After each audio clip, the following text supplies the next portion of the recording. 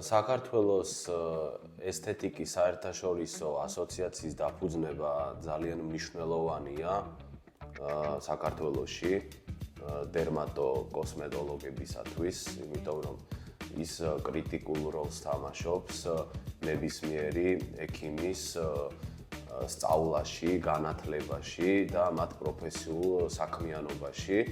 ასოციაციაში ხდება სხვადასხვა ტიპის კვლევების, სამეცნიერო მტკიცებულებების, პროტოკოლების მოძიება, გაზიარება და ეს პირდაპირ აისახება ნებისმიერი პაციენტის სწორ და ეფექტურ და უსაფრთხო მკურნალობაზე.